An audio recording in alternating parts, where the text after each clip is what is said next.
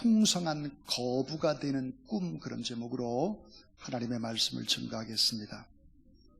일본의 하라다 요네코라고 하는 사람은 38년 전에 그녀의 나이가 18살 때입니다. 삶의 깊은 좌절을 이기지 못하고 자살을 결심하고 달려오는 전차에 몸을 집어던졌습니다. 자신이 원하는 대로 죽었으면 좋겠지만 죽는 대신에 그는 엄청난 고통을 겪기 시작을 합니다. 두 발을 잃었고 왼손과 왼팔을 잃었고 그리고 오른쪽 손가락 2개를 잃고 말았습니다.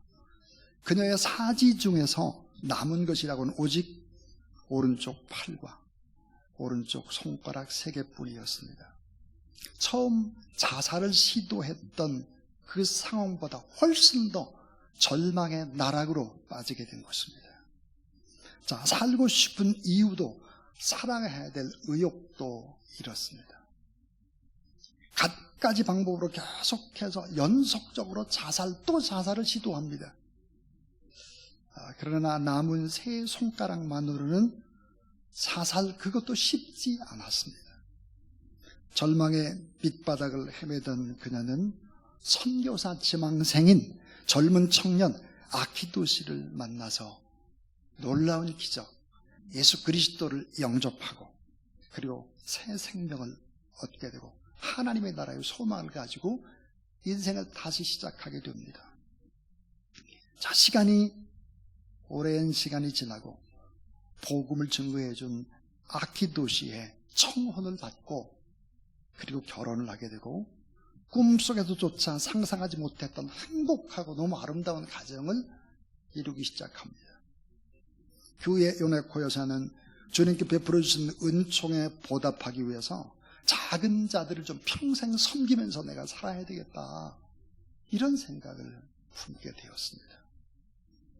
그리고 부유하긴 하지만 주님을 알지 못하는 사람들, 힘은 있지만 진리에 눈먼 사람들, 건강은 하지만 참 생명을 지니지 못했던 사람들, 이런 사람들을 그는 작은 자라고 생각을 했습니다. 그리고 그런 작은 자를 섬기는 일들을 합니다. 그때부터 놀랍게도 요네코 여사가 가는 곳마다 오병이어의 기적들이 일어납니다. 사람들이 변화되기 시작하고 예수께 복음이 증거되기 시작을 하는 것입니다. 자신의 삶을 통해서 일어나는 많은 일들을 목격하면서 이 요네코 여사는 주님을 향한 이런 고백을 합니다. 하나님, 제게는 손가락이 3개나 남아 있습니다. 한 팔과 2발을 잃고 7개의 손가락과 10개의 발가락을 잃었습니다. 그래서 제 자신에게는 아무것도 없다고 생각을 했습니다. 줄 것이 없는 무능한 사람이라고 생각을 했습니다. 그런데 손가락이 무려 3개나 있었습니다. 그 3손가락으로 오병의 역사를 익힌 주님의 도구가 되었습니다. 그래서 요네코 여사는 자신의 인생을 정리하는 작은 책자의 제목을 이렇게 달았습니다. 한번 그 책자를 띄워보실까요? 바로 이 책입니다. 산다는 것은 너무 황홀하다 그랬습니다.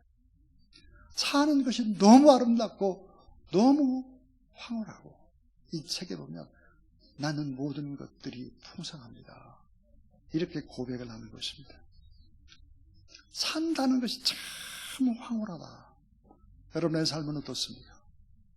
그렇게 산다는 것이 재밌고 황홀하고 기대감이 차는 그런 복된 인생을 살아가는 그런 여러분 되길 주의 이름으로 축원합니다.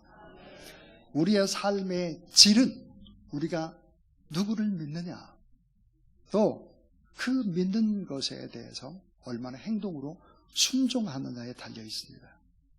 우리 삶의 풍성함과 그 놀라운 변화도 우리가 누구의 명령을 지금 따르고 있는가라고 하는 이 사실들이죠. 이 상담학자인 하워드 크라인벨은 이런 말을 하고 있습니다. 하나님의 명령에 순종하는 사람들은 날마다 풍성함을 누리며 성장하며 참 자유를 누리며 살아간다 그랬습니다. 어떻게 하면 풍성한 거부가 될 수 있을까? 풍성한 거부. 풍성한 거부가 다 되시기를 주의 이름으로 축복합니다. 자, 풍성한 거부가 되는 꿈 어떻게 가능할까? 세 가지를 나누려고 합니다. 그 첫 번째가 뭐냐면 존재가 넉넉한 사람이 풍성한 거부다 하는 거예요.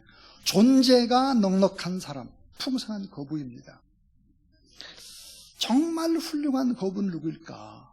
사실은 물질을 초월한 사람이죠. 너무 돈 하지 않는 사람입니다.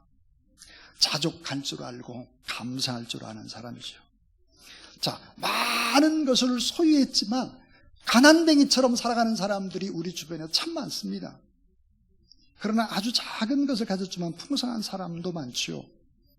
부유함과 풍성함은 소유로 축적하는 것이 아닙니다. 조금 전에 우리 요네코 여사의 이야기를 들었지 않습니까? 산다는 것이 얼마나 이렇게 황홀하냐. 존재가 넉넉한지 안 한지, 나눔이 넉넉한지 안 한지, 나눌 수 없고 베풀 수 없는 사람은 여전히 가난한 사람임에 틀림이 없습니다. 존재가 넉넉한 사람은 소유로 사는 것이 아니고 존재로 살고 하나님 앞에 살고 건전한 자성을 가지고 살면서 우리의 주어진 상황 속에서 자족할 줄 아는 사람이죠. 자, 존재가 넉넉한 사람은 소유하지 못했어도 즐길 줄을 아는 사람입니다. 믿음은 만족, 자족이죠. 넓고 큰 정원을 꼭 가져야만 행복한 것은 아니죠. 자연을 정원 삼아서 살 수 있다면 그는 행복한 사람일 것입니다. 로마의 사형수 사도 바울은 감옥 속에서 이런 고백을 합니다. 내가 궁핍함으로 말하는 것이 아니라 어떠한 형편이든지 내가 자족하기를 배웠노니 내가 비천에 처할 줄도 알고 풍부에 처할 줄도 알아.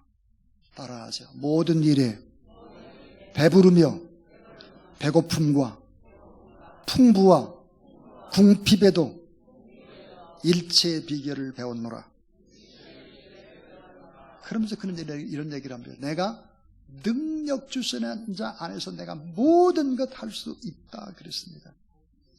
여러분, 존재가 넉넉한 사람, 모든 환경에서도 자족하는 사람, 비천에 처할 줄도 알고 풍부에 처할 줄도 아는 사람, 어떤 환경에서도 하나님의 은혜를 생각하면서 믿음으로 삶을 살아내는 사람입니다. 사랑하는 여러분, 왜 사람들이 중독에 빠질까요?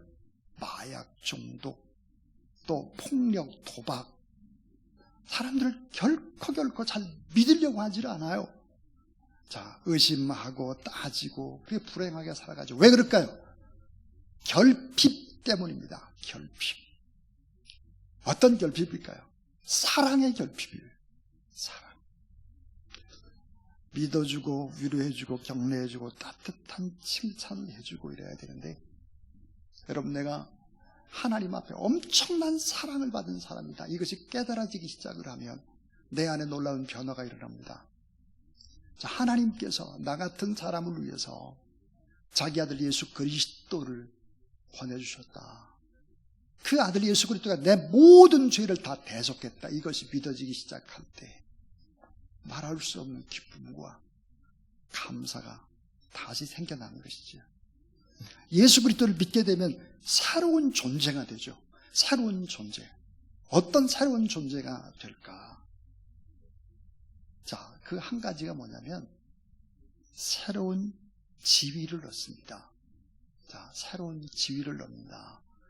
new, 새로운이잖아요. 포지션, new 포지션. 자, 고린도서 5장 17절에 누구든지 그리스도 안에 있으면 새로운 피조물이라. 이전 것은 지나갔으니 새 것이 되었도다 그랬습니다. 자, 새로운 피조물이다. 이 말이 뭘까? 그때 new예요. new creation. 새로운 창조물이 됐다는 거예요. 자, 우리가 예수 그리스도를 믿는 새로운 지위를 얻습니다. 어떤 지위를 얻을까요?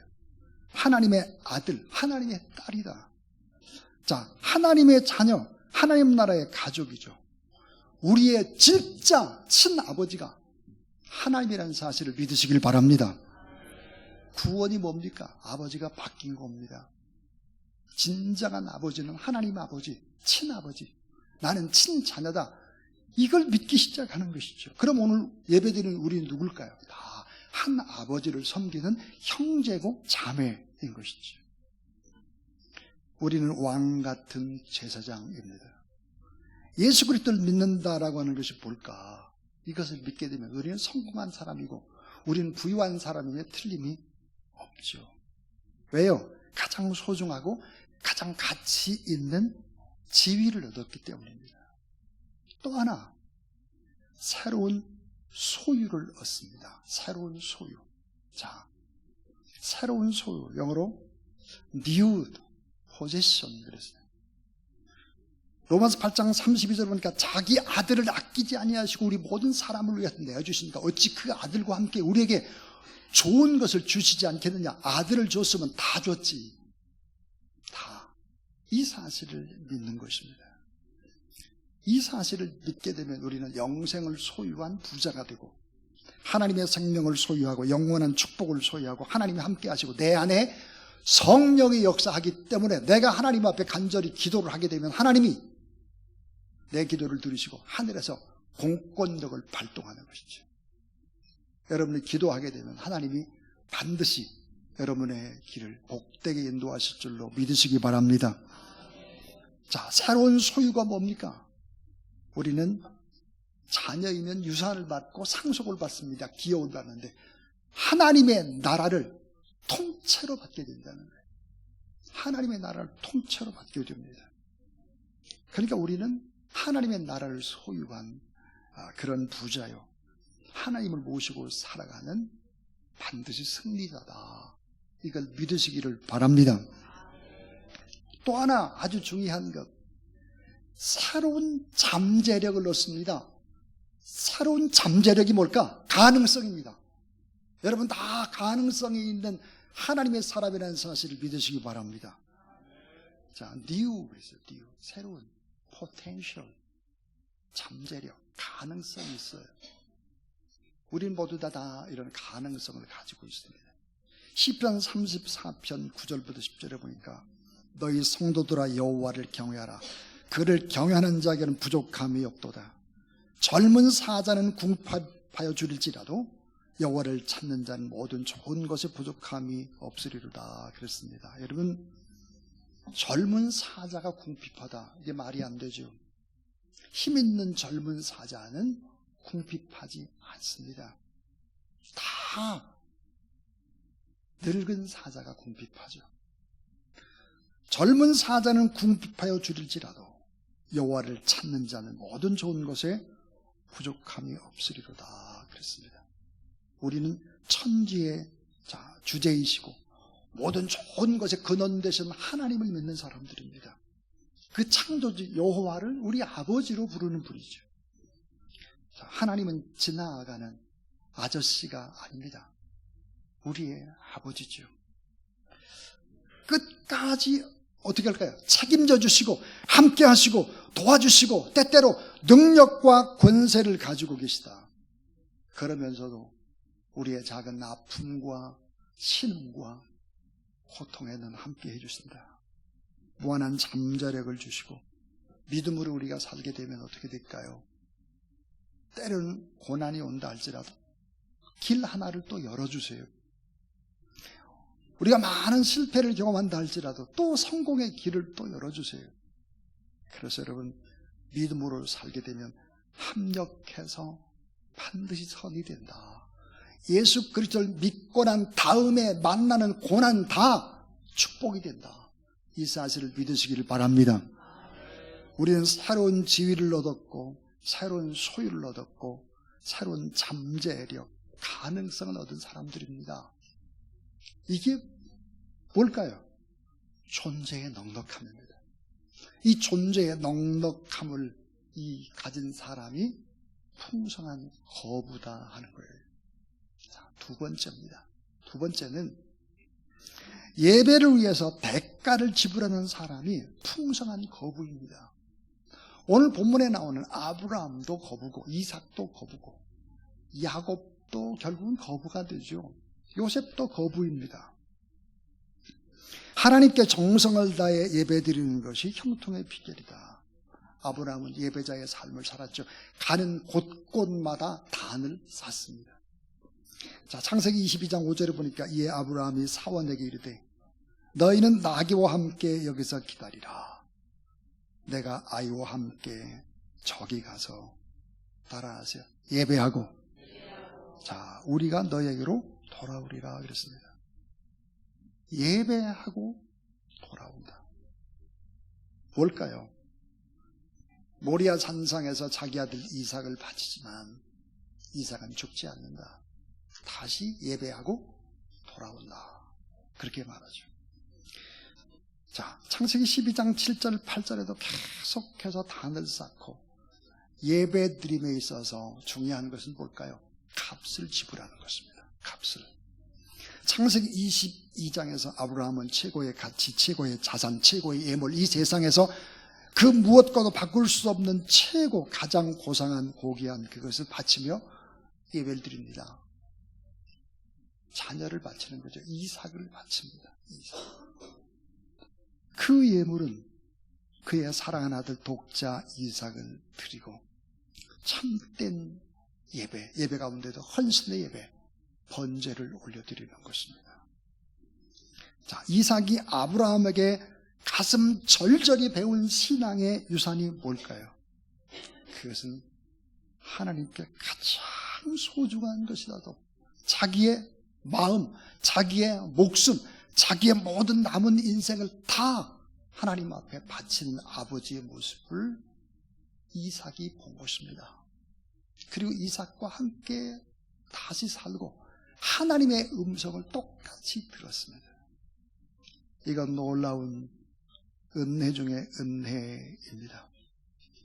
정성스럽게 하나님 앞에 예배드리고 또 하나님 앞에 온전한 예배자는 무엇을 얻을까? 예배는 우리의 미래를 조율해 가시는 하나님의 손길을 경험하는 것이 예배입니다. 하나님 앞에 어떠한 삶의 자세로 예배드리느냐? 그것은 하나님이 우리를 미래를 조율해가는 손길을 경험하는 거예요. 하나님의 놀라운 축복은 다 예배를 통해서 나오게 된다 하는 거죠. 자, 다윗이 온 백성에 임했던 질병, 온역을 위해서 아라우나의 타작마당을 사서 번제로 드릴 때 아라우나가 이 땅값 받기를 결국은 사양을 합니다. 안 받겠습니다. 그때 다윗은 우리가 가슴에 새겨야 될 놀라운 이런 말을 남겼습니다. 사무엘하 24장 24절 왕이 아라우나에게 이르되 그렇지 아니하다. 내가 값을 주고 내게서 살이라. 값 없이는 내 하나님 여호와께 번제를 드리지 아니하리라 하고 은 50세겔로 타작마당과 소를 사고 그랬습니다.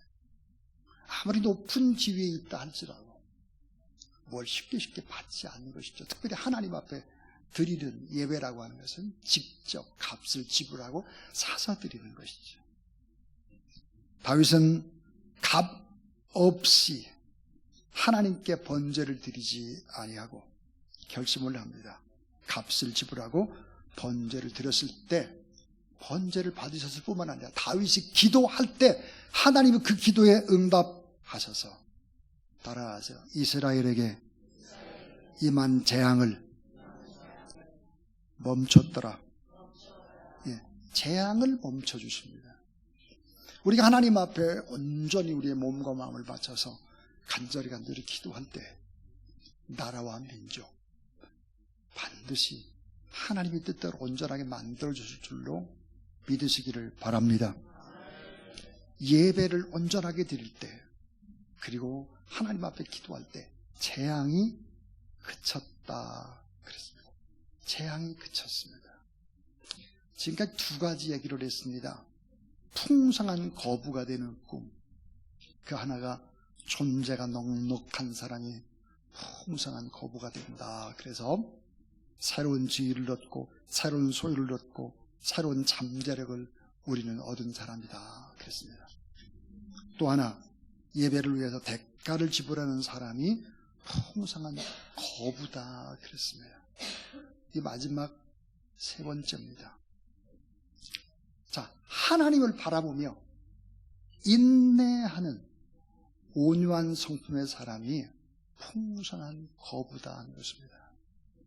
여러분, 우리가 하나님을 바라보면서 오래오래 참고 견디면서 온유한 성품의 사람이 거부가 된다. 잠언 22장 4절, 겸손과 여호와를 경외하며 보응은 재물과 영광과 생명이니라 그랬고, 자, 시편 37편 11절 말씀 한번 띄워주세요. 같이 한번 읽어볼게요. 시작.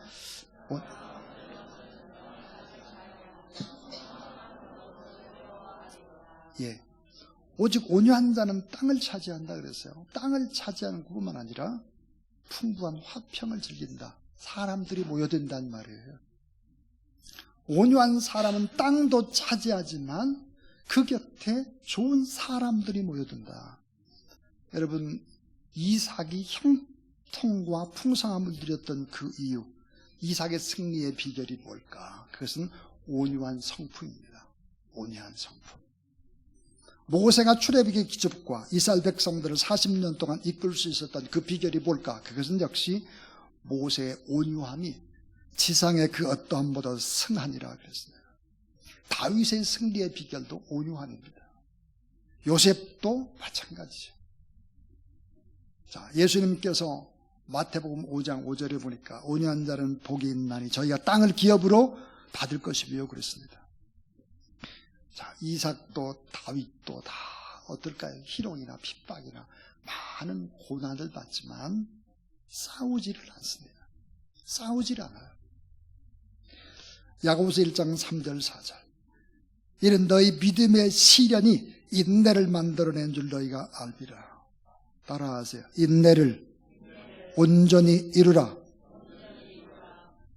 온전히 인내를 하게 되면 이는 너희로 온전하고 구비하여 조금도 부족함이 없게 하려 하십니다. 그렇습니다.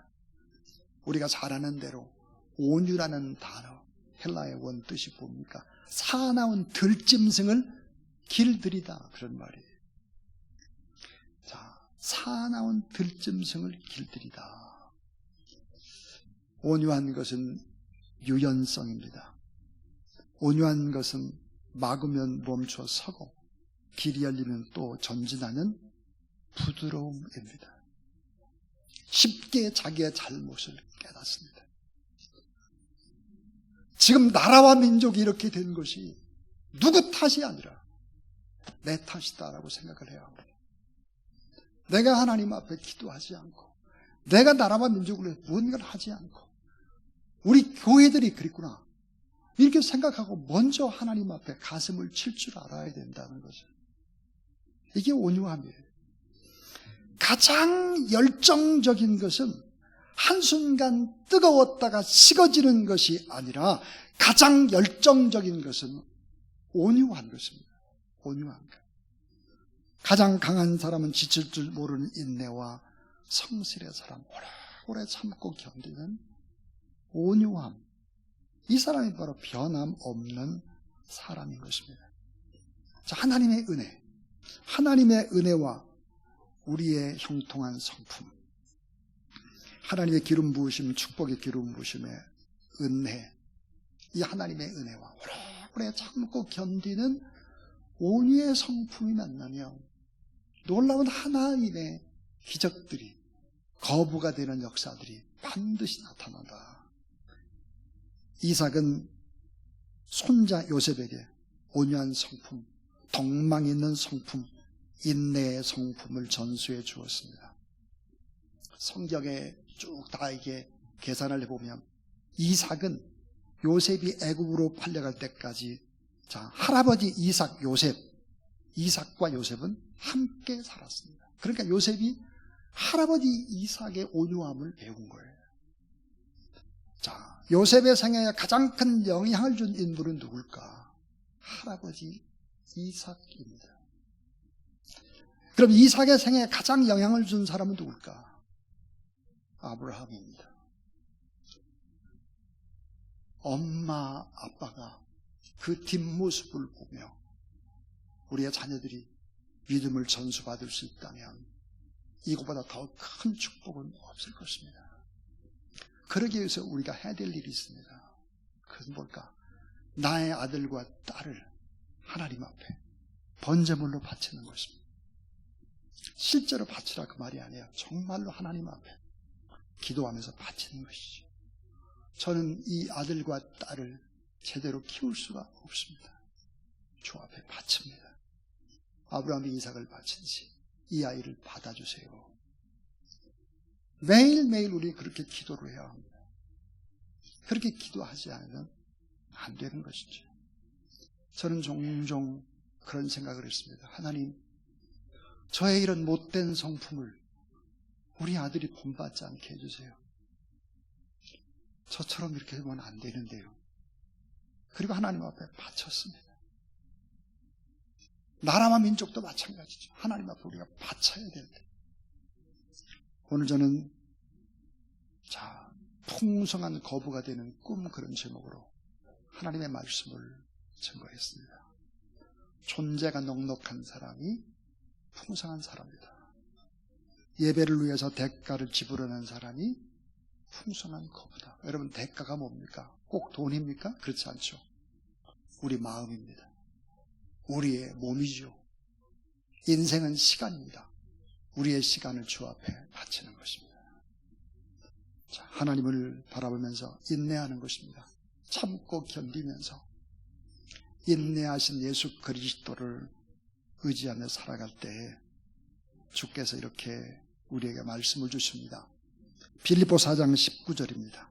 나의 하나님이 그리스도 예수 안에서, 따라하세요, 영광 가운데 그 풍성한 대로 너의 모든 쓸 것을 채우시리라. 여러분의 삶이 이런 복된 삶이 될 수 있기를 주님의 이름으로 축복합니다.